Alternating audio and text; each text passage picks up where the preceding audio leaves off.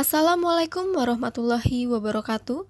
Kami kelompok 4 dari 12 MIPA 2 akan mempresentasikan program studi universitas dari berbagai bidang. Sebelumnya perkenalkan anggota kelompok kami. Ada Anton Eka Prayoga Hoto absen 2, Bagas Putra Bayangkara absen 4, Dias Andriani absen 6, Gema Takbir Yasir absen 10, Moses Abelard Darmo Putro absen 21, dan Raina Alicia Rahma absen 27. Kemudian perkenalkan juga guru pembimbing kami yaitu Ibu Yusnida selaku guru bimbingan konseling. Pembahasan program studi yang diambil dari kelompok kami yaitu terdapat 3 macam. Yang pertama ada program studi bidang teknik. Dalam program studi bidang teknik terdapat 2 studi bidang. Yang pertama ada teknik robotika dan kecerdasan buatan, yang kedua ada teknik nuklir. Selanjutnya ada program studi bidang pertanian. Terdapat 3 studi bidang, yang pertama ada agribisnis, yang kedua ada agroteknologi, dan yang ketiga ada ilmu dan teknologi pangan. Yang terakhir yaitu program studi bidang perikanan dan ilmu kelautan. Terdapat 3 studi bidang. Yang pertama ada budidaya perairan, yang kedua ada ilmu kelautan, dan yang ketiga ada manajemen sumber daya perairan. Program studi bidang teknik. Kenapa kita harus memilih teknik robotika dan kecerdasan buatan? Alasannya program teknik menjadi pilihan karena kesempatan bekerja yang lebih luas, setidaknya bisa diminimalisir resiko menganggur setelah lulus kuliah yang banyak terjadi saat ini. Lulusan teknik dianggap sebagai calon orang sukses yang dibutuhkan oleh dunia modern. Jurusan teknik ini bisa mencetak tenaga profesional yang memiliki keahlian dan pengalaman tidak diragukan. Banyak orang yang menyebutkan bahwa lulusan teknik memiliki jasa paling cerah setelah lulus kuliah nanti. Jangan heran kalau jurusan teknik ini selalu banyak peminat. Teknik robotika dan kecerdasan buatan. Teknik robotika dan kecerdasan buatan merupakan multidisiplin yang mempelajari gabungan dari beberapa bidang ilmu sehingga memiliki prospek karir tidak hanya di bidang ini saja tetapi juga di bidang yang lain yang terkait. Kedua, seiring dengan berkembangnya ilmu pengetahuan dan teknologi secara pesat membawa dunia tiba di era sekuens revolusi industri 4.0.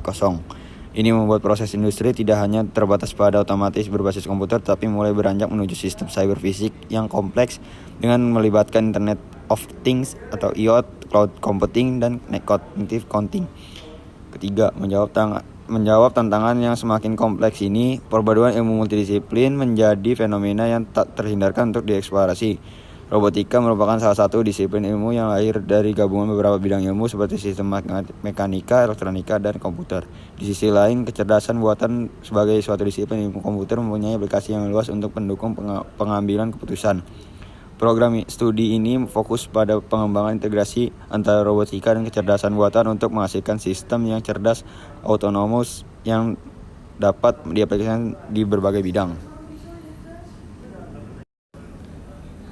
Jalur masuk program studi teknik robotika dan kecerdasan buatan. Yang pertama ada SBMPTN, yaitu jalur penerimaan calon mahasiswa baru melalui seleksi yang dilakukan secara bersama yang diselenggarakan oleh PTN di Indonesia. Yang kedua ada SNMPTN, yaitu jalur penerimaan calon mahasiswa baru melalui seleksi prestasi akademik siswa yang diambil dari nilai rapor dan prestasi yang diperuntukkan bagi siswa yang mendapatkan undangan. Yang ketiga ada jalur mandiri, yaitu jalur penerimaan calon mahasiswa baru melalui seleksi yang diadakan secara khusus oleh panitia dari universitas sendiri. Dan yang keempat ada bidik misi, yaitu jalur penerimaan calon mahasiswa baru yang diperuntukkan bagi calon mahasiswa kurang mampu dan dalam hal ekonomi akan tetapi memiliki nilai akademik yang baik.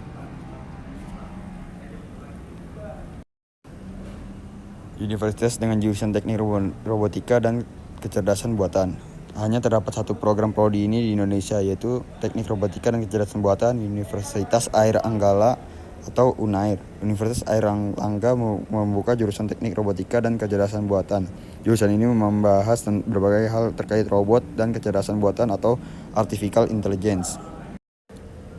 Prospek pekerjaan pekerja urusan teknik robotika dan kecerdasan buatan dapat bekerja menjadi data scientist pada perusahaan software atau teknologi. Program studi bidang teknik nuklir. Kenapa harus memilih jurusan teknik nuklir? Nuklir Mungkin yang kamu bayangkan adalah ledakan rudal nuklir yang maha dahsyat. Sebenarnya, nuklir tidak selalu berhubungan dengan senjata.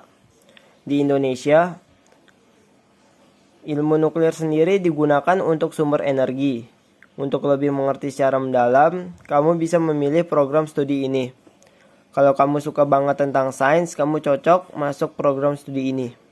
Tujuan pendidikannya, program studi sarjana teknik nuklir diselenggarakan untuk menyediakan pendidikan yang berkualitas dalam dasar keteknikan dan teknik nuklir. Bidang keahlian teknik nuklir sendiri meliputi 1. Aplikasi teknologi nuklir dalam pembangkitan daya. 2. Aplikasi radiasi dan radioisotop di industri. Dan 3. Aplikasi yang mendukung radiologi klinik yang termasuk radiodiagnostik dan radioterapi. Proses pembelajaran diarahkan untuk memberikan bekal bagi mahasiswa sehingga mampu mengembangkan diri sesuai dengan profesi yang dipilihnya. Teknik nuklir. Apa sih teknik nuklir itu? Program studi teknik nuklir adalah program studi yang mempelajari ilmu inti atom dengan menggunakan prinsip-prinsip fisika nuklir dan interaksi antara radiasi dan material sebagai dasarnya. Subjek pembelajaran bidang teknik ini meliputi perancangan, pengembangan, percobaan, pengoperasian, dan perawatan sistem dan komponen fisi nuklir seperti reaktor nuklir, PLTN, dan senjata nuklir. Teknik nuklir sendiri juga dipergunakan dalam aplikasi nuklir pada kedokteran seperti radioterapi dan radiodiagnosis. Program studi ini memiliki 2 peminatan, yaitu teknologi reaktor nuklir dan teknologi proses reaktor. Jalur masuk program studi teknik nuklir sendiri terdapat 2 jalur. Jalur pertama, jalur SNMPTN. Jalur penerimaan calon mahasiswa baru melalui seleksi prestasi akademik siswa yang diambil dari nilai rapor dan prestasi lainnya, dan diperuntukkan bagi siswa yang mendapat undangan. 2. Jalur SBMPTN. Jalur penerimaan calon mahasiswa baru melalui seleksi yang dilakukan secara bersama yang diselenggarakan oleh PTN di Indonesia. Di manakah kita dapat menemukan jurusan prodi ini? Saat ini, di Indonesia hanya ada 1 program studi teknik nuklir, yaitu program studi teknik nuklir, Departemen Teknik Nuklir dan Teknik Fisika Universitas Gadjah Mada atau UGM. Sedangkan dari Badan Tenaga Nuklir Nasional atau BATN sendiri memiliki sebuah perguruan tinggi kedinasan yang mencetak sarjana sains terapan bidang nuklir. Namanya adalah STTN, Sekolah Tinggi Teknologi Nuklir BATN. Kedua lembaga pendidikan tersebut berada di Yogyakarta. Prospek kerja teknik nuklir. Kabarnya, lulusan program studi ini bakal punya penghasilan fantastis. Perusahaan pertambangan, perminyakan, dan perusahaan yang bergerak di bidang energi sangat membutuhkan tenaga ahli nuklir, seperti Pertamina, PLN, Pembangkit Listrik Tenaga Nuklir atau PLTN, Badan Tenaga Nuklir Nasional atau BATN, Badan Pengkajian dan Penerapan Teknologi atau BPPT, Kementerian ESDM, dan sebagainya. Pada bidang kedokteran, sebagai peneliti dan pengajar juga bisa. Namun, belum banyak teknik nuklir yang dicetak untuk memenuhi kebutuhan akan expert di bidang nuklir. Profesi dan karir lulusan teknik nuklir. 1. Ada ahli kimia. 2. Ahli teknik material. 3. Ahli teknik nuklir. 4. Ahli pengolahan bahan bakar. 5. Ahli teknologi pengobatan nuklir. Program studi bidang pertanian. Kenapa harus memilih jurusan ilmu pertanian? Karena instansi pemerintah seperti Kementerian Pertanian sangat membutuhkan sarjana pertanian untuk berbagai posisi. Selain itu, perusahaan-perusahaan di sektor pertanian, mulai dari hulu hingga hilir, membutuhkan lulusan ilmu pertanian untuk membantu menemukan varietas baru, mengelola lahan secara efisien, menangani komoditas pasca panen, hingga pemasaran hasil dan produk pertanian. Lulusan ilmu pertanian memiliki peran mengenalkan cara mengelola lahan pertanian secara modern. Kamu bisa mengaplikasikan ilmu yang didapatkan di kampus untuk membantu para petani meningkatkan hasil panennya dengan cara bergabung dengan lembaga swadaya masyarakat di bidang pertanian. Agribisnis. Jurusan agribisnis mengkaji upaya manusia dalam mengembangkan sumber daya alam dan lingkungan agar lebih berdaya guna dalam pemenuhan kebutuhan hidup. Agribisnis sendiri dikenal juga sebagai jurusan sosial ekonomi pertanian. Maka niaga atau bisnis pertanian yang menguntungkan merupakan faktor yang tak terpisahkan dalam agribisnis. Bukan hanya belajar tentang seluk-beluk pertanian, tapi mahasiswa jurusan agribisnis juga belajar tentang bagaimana memaksimalkan keuntungan dari setiap produk pertanian yang dihasilkannya. Kuliah di jurusan ini akan banyak menggunakan pendekatan biologis seperti 1. Teknik pengembangan budidaya, 2. Jenis tanaman dan ternak, 3. Penelitian mikroorganisme, 4. Penelitian tentang pengolahan, 5. Distribusi pertanian, 6. Konservasi lingkungan, 7. Pengelolaan pertanian, dan 8. Hingga membahas tentang kebijakan pertanian. Jalur masuk program studi agribisnis yang pertama ada SBMPTN, yaitu jalur penerimaan calon mahasiswa baru melalui seleksi yang dilakukan secara bersama yang diselenggarakan oleh PTN di Indonesia. Yang kedua ada SNMPTN, yaitu jalur penerimaan calon mahasiswa baru melalui seleksi prestasi akademik siswa yang diambil dari nilai raport dan prestasi lainnya dan diperuntukkan bagi siswa yang mendapat undangan. Yang ketiga yaitu ada mandiri, jalur penerimaan calon mahasiswa baru melalui seleksi yang diadakan secara khusus oleh panitia lokal dari universitas sendiri. Yang keempat ada bidik misi, yaitu jalur penerimaan calon mahasiswa baru yang diperuntukkan bagi calon mahasiswa yang kurang mampu dalam hal ekonomi akan tetapi memiliki nilai akademik yang baik. Singgrade agribisnis dari beberapa universitas, yaitu yang pertama ada Institut Pertanian Bogor sebesar 30,07%, kemudian ada Universitas Diponegoro yaitu 25,80%, dan yang ketiga ada Universitas Hasanuddin sebesar 25,08%. Universitas dengan jurusan agribisnis terakreditasi A. Yang pertama ada Institut Pertanian Bogor, kemudian ada Universitas Udayana, Universitas Pajajaran, Universitas 11 Maret, Universitas Gadjah Mada, Universitas Jenderal Sudirman, Universitas Diponegoro, dan Universitas Hasanuddin. Prospek kerja agribisnis yaitu bisa menjadi pionir lembaga swadaya masyarakat, usaha untuk membantu para petani mendapatkan hasil panen atau ternak lebih besar akan membuka peluang karir yang menjanjikan. Kemudian ada pekerja pemerintah, yaitu menjadi seorang pegawai negeri yang bekerja di instansi pemerintah seperti petugas dinas pertanian dan lain-lain, gaji pokoknya senilai jutaan rupiah dan belum termasuk tunjangan dan beragam fasilitas lain. Kemudian ada konsultan pertanian, yaitu menjadi seorang konsultan yang memberikan pengetahuan dan wawasan kepada masyarakat luas terkait ilmu agribisnis.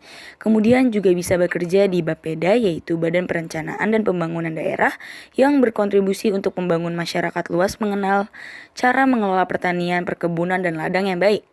Kemudian prospek kerjanya bisa menjadi peneliti, yaitu karir yang bisa dipertimbangkan oleh seorang lulusan agribisnis dan menjadi peneliti yang dibutuhkan oleh negara.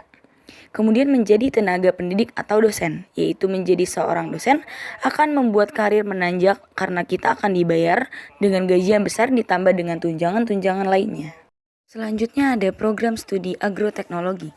Agroteknologi merupakan bidang studi yang mempelajari penguasaan teknologi pada produksi pertanian dengan memperhatikan kualitas dan efisiensi. Kuliah di jurusan ini akan mempelajari cara mengelola tanaman, lahan, hama, dan ekosistem dengan upaya untuk menghasilkan produk yang aman dan berdaya saing. Selain itu juga mempelajari berbagai permasalahan di bidang pertanian, pembenihan, dan perkebunan. Kuliah di jurusan ini akan dipersiapkan untuk bersaing di era industri 4.0 sehingga mampu untuk membantu sektor pertanian menghasilkan produk-produk unggulan. Terdapat beberapa jalur masuk untuk program studi agroteknologi, yaitu SBMPTN, SNMPTN, Mandiri, dan Bidik Misi. SBMPTN merupakan jalur melalui seleksi yang dilakukan secara bersama yang diselenggarakan oleh PTN di Indonesia. SNMPTN merupakan jalur melalui seleksi prestasi akademik siswa yang diambil dari nilai rapor dan prestasi lainnya dan diperuntukkan bagi siswa yang mendapatkan undangan. Jalur mandiri merupakan jalur melalui seleksi yang diadakan secara khusus oleh panitia lokal dari universitas sendiri. Sedangkan jalur bidik misi merupakan jalur yang diperuntukkan bagi calon mahasiswa kurang mampu dalam hal ekonomi, akan tetapi memiliki nilai akademik yang baik. Passing grade program studi agroteknologi dari beberapa universitas. Di Universitas Padjadjaran, passing grade-nya sebesar 26,18%. Di Universitas Brawijaya, passing grade-nya sebesar 25,88%. Sedangkan di Universitas Sriwijaya, passing grade-nya sebesar 26,75%. Beberapa universitas dengan jurusan agroteknologi yang telah terakreditasi A, yaitu Universitas Andalas, Universitas Hasanuddin, Universitas Jember, Universitas Jenderal Sudirman, Universitas Lampung, Universitas Padjadjaran, Universitas Pembangunan Nasional Veteran Jawa Timur, Universitas Riau, dan Universitas 11 Maret. Prospek kerja agroteknologi yang pertama bisa menjadi konsultan pertanian untuk memberikan saran-saran dalam sektor industri pertanian. Kemudian bisa juga menjadi surveyor, yaitu untuk Badan Koordinasi Survei serta di Badan Pertahanan Nasional. Kemudian bisa juga bekerja di instansi pemerintah, bekerja di Kementerian Pertanian dan Lembaga Ilmu Pengetahuan Indonesia. Kemudian dapat juga bekerja bersama pemerintah, yaitu menjadi manajer pupuk dan pestisida nasional, Badan Koordinasi Survei Penelitian, dan juga pengembangan pemerintah pusat. Kemudian dapat juga menjadi tenaga pengajar atau seperti dosen untuk seseorang yang sangat cinta dengan dunia akademis dan juga ingin sekali berpendidikan, maka pekerjaan yang dilakukan adalah bekerja sebagai seorang pendidik yang menjadi seorang dosen ataupun sebagai guru pengajar. Ilmu dan teknologi pangan. Teknologi pangan adalah suatu teknologi yang menerapkan ilmu pengetahuan tentang bahan pangan, khususnya setelah panen atau pasca panen, guna memperoleh manfaatnya seoptimal mungkin, sekaligus dapat meningkatkan nilai tambah dari pangan tersebut. Dalam teknologi pangan, dipelajari sifat fisis, mikrobiologis, dan kimia dari bahan pangan dan proses yang mengolah bahan pangan tersebut. Spesialisasinya beragam, diantaranya pemrosesan, pengawetan, pengemasan, penyimpanan, dan sebagainya. Ilmu teknologi pangan mempelajari segala proses pengolahan bahan pangan menjadi makanan yang bisa dikonsumsi. Proses yang disebut meliputi sortasi, pengawetan, pengemasan, distribusi, dengan menjaga dan memastikan hasil akhir aman untuk dikonsumsi dan tetap bergizi. Beberapa jalur masuk untuk program studi ilmu dan teknologi pangan, yaitu SBMPTN, SNMPTN, Mandiri, dan Bidik Misi. Jalur SBMPTN yaitu melalui seleksi, SNMPTN melalui seleksi prestasi akademik yang diambil dari nilai rapor dan prestasi lainnya dan diperuntukkan bagi siswa yang mendapatkan undangan. Jalur mandiri merupakan jalur melalui seleksi yang diadakan secara khusus oleh panitia lokal dari universitas sendiri. Sedangkan bidik misi merupakan jalur yang diperuntukkan bagi calon mahasiswa kurang mampu, tetapi memiliki nilai akademik yang baik. Passing grade program studi ilmu dan teknologi pangan dari beberapa universitas. Di Universitas Padjadjaran, passing grade-nya sebesar 31,80%. Di Institut Pertanian Bogor, sebesar 38,20%. Sedangkan di Universitas Jenderal Sudirman, sebesar 31,20%. Beberapa universitas dengan jurusan ilmu dan teknologi pangan yang telah terakreditasi A. Ada Universitas Jenderal Sudirman, Universitas Pasundan, Universitas Muhammadiyah Malang, Universitas Gadjah Mada, Universitas 11 Maret, Universitas Hasanuddin, Universitas Diponegoro, Universitas Brawijaya, Institut Pertanian Bogor, dan Universitas Padjadjaran. Prospek kerja lulusan ilmu dan teknologi pangan dapat menjadi quality control atau QC, memastikan proses pengolahan makanan di pabrik berjalan sesuai dengan standar yang telah ditetapkan, mulai dari bahan baku, alat, hingga produk akhir yang dihasilkan. Dapat juga menjadi product development. Bagian product development adalah pemegang resep rahasia perusahaan yang paling tahu tentang inovasi produk-produk baru. Dapat juga menjadi entrepreneur, seringnya berkecimpung dengan teknik-teknik pengolahan makanan. Semakin banyak pula ide-ide brilian yang muncul. Tak jarang sarjana teknologi pangan berwirausaha dan menjadi pengusaha pangan yang mandiri. Dapat juga bekerja di pemerintahan. Ahli teknologi pangan dengan status pegawai negeri sipil biasanya bekerja di BPOM atau Badan Pengawas Obat dan Makanan, Departemen Pertanian, LIPI, Balitbank, atau lembaga pemerintahan yang lain. Dapat juga menjadi konsultasi gizi dan pangan. Menyalurkan ilmu yang dimiliki dengan menjadi konsultan gizi dan pangan, baik untuk individu maupun perusahaan yang bergelut di bidang pangan. Selanjutnya, program studi bidang perikanan dan ilmu kelautan. Kenapa harus memilih jurusan perikanan dan ilmu kelautan? Pada saat ini, sumber daya yang ada di daratan sudah semakin sedikit. Misalnya, sudah banyak lahan pertanian yang beralih fungsi sebagai pabrik dan gedung-gedung tinggi lainnya. Oleh karena itu, kita mungkin harus beralih ke laut dan memanfaatkan segala sumber daya perikanan yang terkandung di dalamnya. Pemanfaatan sumber daya perikanan di Indonesia belum banyak, padahal Laut Indonesia berpotensi besar untuk memberikan kontribusi bagi pembangunan Indonesia. Saat ini, sumber daya manusia dalam sektor perikanan banyak dibutuhkan untuk menunjang perkembangan pemanfaatan sumber daya perikanan di Indonesia. Oleh karena itu, kita harus menyingkirkan gengsi untuk memilih jurusan perikanan. Karena seperti yang sudah dikatakan tadi bahwa jurusan ini memiliki peluang pekerjaan yang luas dan selain itu, di jurusan ini belajarnya tidak membosankan karena tidak hanya belajar dalam ruangan saja. Kebanyakan jurusan ini ada praktikum ke lapangan, jadi tidak membosankan.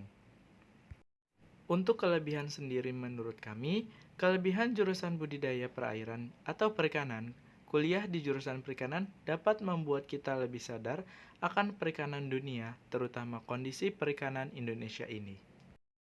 Budidaya perairan atau aquaculture.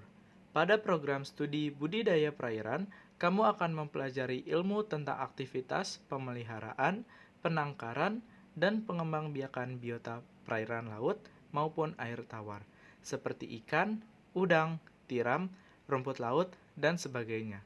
Dalam kegiatan budidaya organisme perairan, tentunya aspek kualitas air dan wadah sangat diperhatikan. Mirip dengan yang dipelajari pada program studi budidaya perikanan, namun, cakupan dari program studi budidaya perairan lebih luas dan tidak terbatas, hanya pada komoditas ikan saja. Jadi, tidak hanya terbatas pada bagaimana pembibitan, pemeliharaan, kesehatan, dan teknologi pakan ikan saja, tapi juga tumbuhan air serta menyangkut kelestarian lingkungan. Program studi ini sangat dibutuhkan di Indonesia, dapat dilihat dari bentuk geografis Indonesia dengan 70% wilayahnya adalah laut. Jika kalian sangat tertarik untuk mendalami dunia perairan, seperti laut, sungai, rawa, dan lain-lain, dan juga ingin mengenal serta mendalami ilmu tentang budidaya ikan, udang, dan lainnya, kalian sangat cocok kuliah di jurusan ini. Selain itu, kalian yang tertarik dengan biologi dan segala hal tentang perairan juga cocok untuk kuliah di jurusan ini. Terdapat jalur masuk program studi budidaya perairan. Yang pertama ada SBMPTN.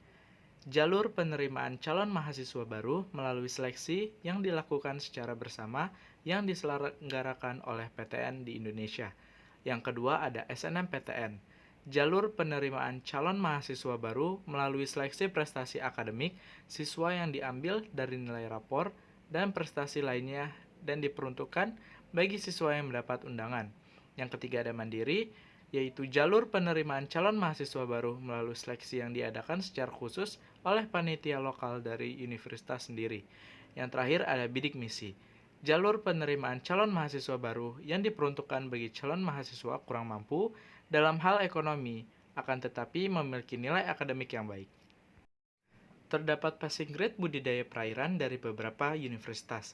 Yang pertama ada Universitas Brawijaya dengan 29,31%, yang kedua ada Universitas Diponegoro dengan 23,6%, yang ketiga ada Universitas Airlangga dengan 29,8%, yang keempat ada Universitas Hasanuddin dengan 29,90%, yang kelima ada Universitas Riau dengan 22,1%, dan terakhir yang keenam ada Universitas Sriwijaya dengan 25,1%. Universitas dengan jurusan budidaya perairan terakreditasi A. Yang pertama ada Universitas Brawijaya, yang kedua ada Institut Pertanian Bogor atau IPB, yang ketiga ada Universitas Diponegoro atau Undip, yang keempat ada Universitas Hasanuddin atau Unhas, yang kelima ada Universitas Pajajaran atau Unpad, yang keenam ada Universitas Sriwijaya atau Unsri, yang ketujuh ada Universitas Jenderal Sudirman atau Unsud, yang kedelapan ada Universitas Riau. Prospek kerja budidaya perairan. Program studi ini memiliki prospek yang sangat cerah untuk kedepannya. Kebutuhan akan seorang ahli perairan untuk melihat dan merubah kondisi perikanan di Indonesia. Lulusan dari jurusan ini juga dapat menjadi peneliti tentang laut dan air di Indonesia atau bekerja di Departemen Pemerintahan yang terkait dengan perikanan dan perairan. Juga menjadi seorang pembudidaya ikan yang memiliki nilai jual bagus. Ilmu kelautan. Ilmu kelautan disebut juga dengan oseanologi, adalah cabang keilmuan yang terhitung penting bagi negara maritim seperti Indonesia. Cakupannya sangat luas, mulai dari pengelolaan AMDAL, konservasi sumber daya lingkungan laut, ekologi, hingga meteorologi laut. Bahkan area pesisir juga menjadi bagian dari bidang kajian ilmu kelautan, misalnya tentang bagaimana memberdayakan masyarakat nelayan. Sering dianggap sama dengan oseanografi, oseanologi atau ilmu kelautan sebenarnya sedikit berbeda. Dalam ilmu kelautan, perikanan sebagai bagian dari laut juga menjadi bahan kajian. Berbeda dari oseanografi yang lebih fokus mempelajari tentang topografi laut. Meskipun demikian, memang tak ada garis batas jelas antara keduanya. Bahkan, oseanografi ditawarkan sebagai mata kuliah di jurusan ilmu kelautan. Indonesia yang memiliki garis pantai begitu panjang dan sepanjang itu pun semua pantainya indah adalah keistimewaan tersendiri bagi peminat ilmu kelautan. Kalau di permukaannya saja sudah seperti itu, apalagi bagian dalam lautnya. Menjadi mahasiswa ilmu kelautan berarti akan rajin ke pantai, bahkan diving. Kalau memang suka outdoor activities dan punya kepedulian tinggi pada lingkungan, khususnya laut, belajar ilmu kelautan akan menjadi perjalanan dan pengalaman hidup yang amat sangat patut disyukuri. Tak sekedar menikmati alam laut, di sini akan belajar tentang geologi laut, oceanografi, fisiologi hewan akuatik, meteorologi dan klimatologi laut, pencemaran laut, sedimentologi, etika perikanan dan kelautan, konservasi sumber daya laut, teknologi eksplorasi kelautan, bahan hayati laut, dan mata-mata kuliah yang lainnya. Semua ini akan dipelajari di jurusan ilmu kelautan, tergantung pada variasi kurikulum perguruan tingginya. Jalur masuk program studi ilmu kelautan. Jalur masuk program studi ilmu kelautan kurang lebih sama seperti mata kuliah atau program studi lainnya. Dari SBMPTN, SNMPTN, jalur mandiri hingga bidik misi, kurang lebih kebanyakan jurusan itu adalah sama. Passing grade ilmu kelautan dari beberapa universitas. Ini adalah beberapa passing grade yang berdasarkan penelitian di beberapa universitas. Yang pertama adalah Universitas Sriwijaya dengan passing grade 26,50%. Yang kedua adalah Universitas Diponegoro dengan passing grade 29,2%. Dan Universitas Brawijaya dengan 34,85%. Universitas-universitas dengan jurusan ilmu kelautan terakreditasi A. Di antaranya adalah Universitas Brawijaya, Institut Pertanian Bogor, Universitas Diponegoro, Universitas Hasanuddin, Universitas Pajajaran, Universitas Sriwijaya, dan Universitas Jenderal Sudirman. Prospek kerja ilmu kelautan. Kita tinggal di negara yang memiliki laut yang luas dan berpotensi. Jadi nggak perlu khawatir soal prospek kerja lulusan kelautan. Ada banyak peluang karir yang akan menantimu nanti. Jenis dan jenjang karir yang ditawarkan pun cukup bervariasi. Secara umum, gaji yang ditawarkan juga sangat kompetitif loh dengan memperhatikan aspek kemampuan dan pengalaman yang kita miliki. Selain itu, kita bisa bekerja secara mandiri dengan menjadi seorang konsultan independen. Kita juga bisa menjadi wirausaha di bidang wisata bahari loh. Meskipun begitu, pada dasarnya banyak potensi yang bisa kita kembangkan dengan mencoba untuk bekerja di sektor lainnya, seperti di sektor pendidikan, media, kreatif, dan lain-lainnya. Contoh prospek kerja yang dapat digeluti adalah sebagai pegawai negeri sipil atau PNS, peternak, teknisi konservasi lingkungan, peneliti bioteknologi, dosen, dan lain sebagainya. Kemudian, manajemen sumber daya perairan.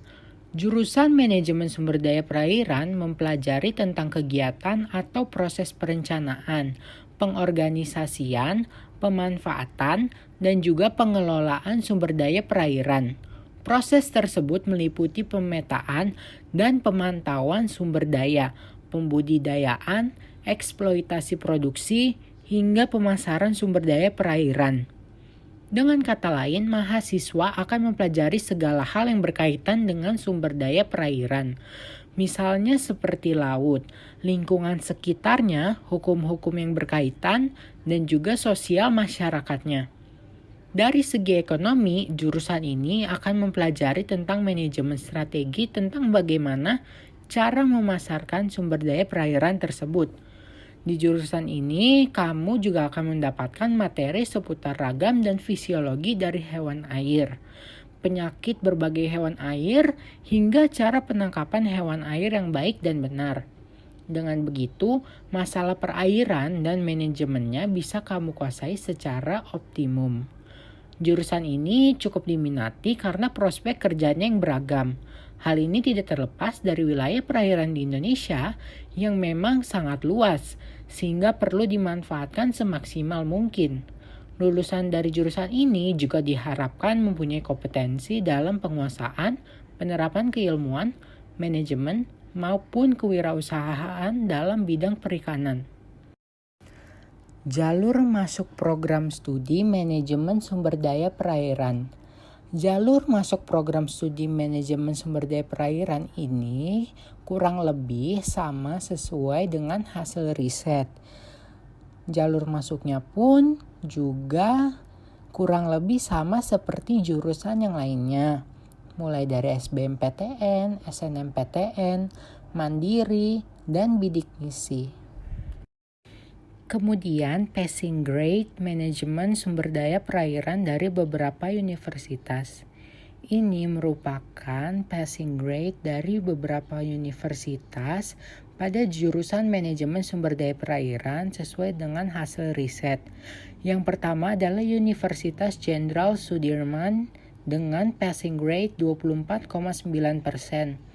Kemudian ada Universitas Riau dengan passing grade 22,20%. Dan yang ketiga adalah Universitas Brawijaya dengan passing grade 26,10%. Universitas dengan jurusan manajemen sumber daya perairan terakreditasi A. Berdasarkan hasil riset, ada beberapa universitas dengan jurusan manajemen sumber daya perairan yang sudah terakreditasi A. Yang pertama adalah Universitas Riau, kemudian Universitas Brawijaya, dan yang ketiga adalah Universitas Jenderal Sudirman. Prospek kerja jurusan manajemen sumber daya perairan. Jurusan Manajemen Sumber Daya Perairan memiliki peluang kerja yang cukup menjanjikan. Lulusannya sangat dibutuhkan oleh perusahaan swasta maupun BUMN, seperti perusahaan konsultan kelautan, perusahaan pangan ikan, perusahaan budidaya laut, dan sebagainya. Tidak hanya itu, lowongan untuk menjadi CPNS pun terbuka lebar. Beberapa instansi pemerintah yang membutuhkan lulusan jurusan ini adalah Kementerian Kelautan dan Perikanan, Dinas Perikanan Daerah, Bappenas, Balai Penelitian, dan sebagainya. Lulusan jurusan Manajemen Sumber Daya Perairan bisa bekerja sebagai ahli konservasi tanah dan air. Ahli konservasi tanah dan air ini adalah orang yang merencanakan dan juga mengembangkan praktik terkoordinasi yang bertugas untuk mengontrol keadaan tanah dan kelangsungan air. Posisi sebagai ahli konservasi ini tersedia di lembaga pemerintah dan lembaga swasta. Selain itu, menjadi seorang spesialis konservasi alam juga cukup besar peluangnya. Profesi yang satu ini berada pada naungan industri besar. Spesialis konservasi alam memiliki tanggung jawab untuk memelihara ekosistem di sekitar lahan industri dan turut memastikan kegiatan industri tidak berakibat merusak lingkungan, khususnya lingkungan perairan. Contoh prospek kerja yang bisa kita geluti adalah sebagai berikut. Yang pertama itu adalah pegawai negeri sipil atau PNS, pegawai negeri sipil daerah atau PNS daerah, kemudian ada teknisi konservasi lingkungan, peneliti, dan konsultan lingkungan. Sekian presentasi dari kami mengenai program studi. Semoga bermanfaat. Kurang lebihnya mohon maaf. Wassalamualaikum warahmatullahi wabarakatuh.